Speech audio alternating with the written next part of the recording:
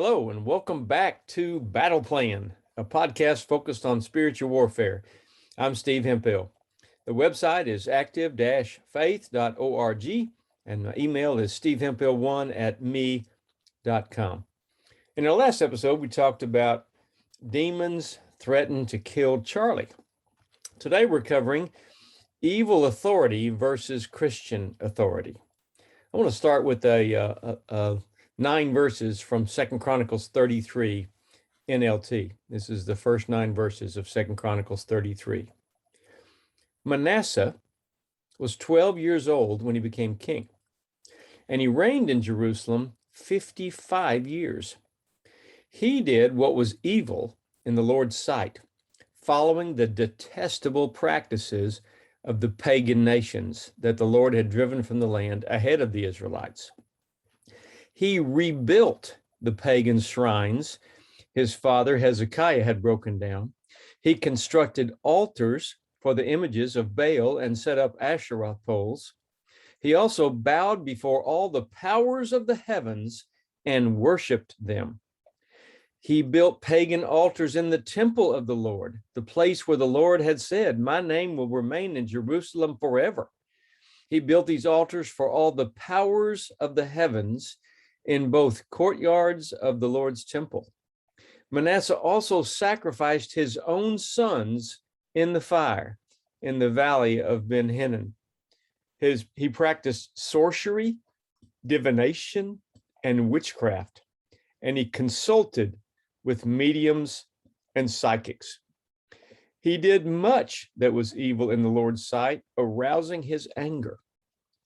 Manasseh even took a carved idol he had made and set it up in God's temple, the very place where God had told David and his son Solomon, "My name will be honored forever in this temple and in Jerusalem, the city I have chosen from among all the tribes of Israel.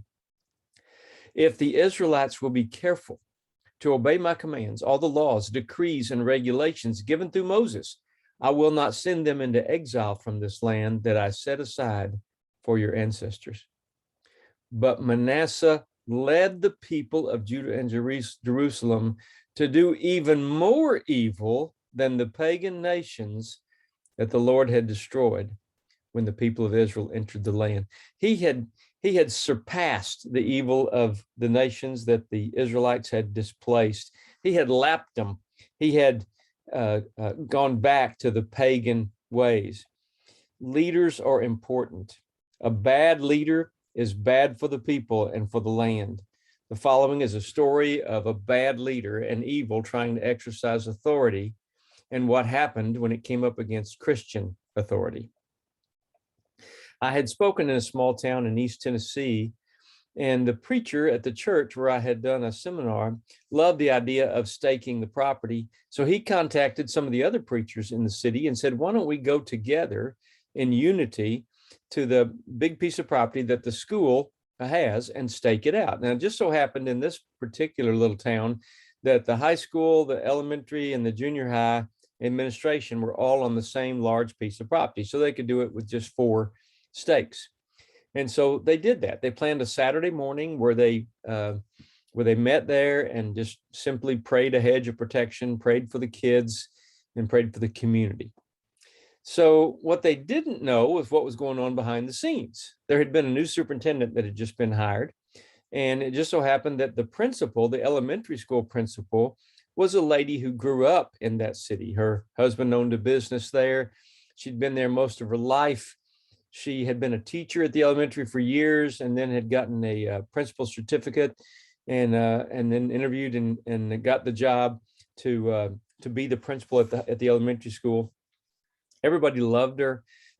She knew so many people in the community, and she had just been told by the new superintendent, "Pack your bags. I'm about to fire you. I'm going to bring in the people that I know that do things my way. So you'll need to be looking for a new job." So that had just happened when these preachers from the city staked the school property.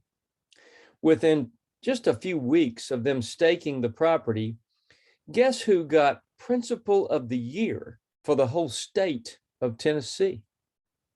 You're right, it was her. And guess who had to introduce her at the big convention and brag on what a great job she was doing at that school? You're right again. It was that superintendent. So he came home from that meeting and within a short time resigned and moved away. So when evil authority comes up against Christian authority, we know who will win. The Christian authority will win. So in light of today's thoughts, let me suggest that part of your personal battle plan might be to get a small group to stake your school where your kids or grandkids go. Hashtag stake the land, which includes the school. You are a taxpayer, so you have the right. But more importantly, God made the world and he owns the world. As a Christian, you've been adopted into his family, the royal family. So you also have the right to do this. You can visit active-faith.org to donate to the ministry if you like. Thank you for your help. See you next time on Battle Plan, and we're going to cover a spiritual warfare mentor program that I do every year. And if you have an interest in maybe being a part of that mentor program, we meet once a month through a Zoom meeting, so you can be anywhere and be part of that. We'll give you the details of that program next time. Thanks for being part of it today. Of our Battle Plan podcast. And I want to remind you to keep praying because prayer works. God loves you and I love you. Have a great day.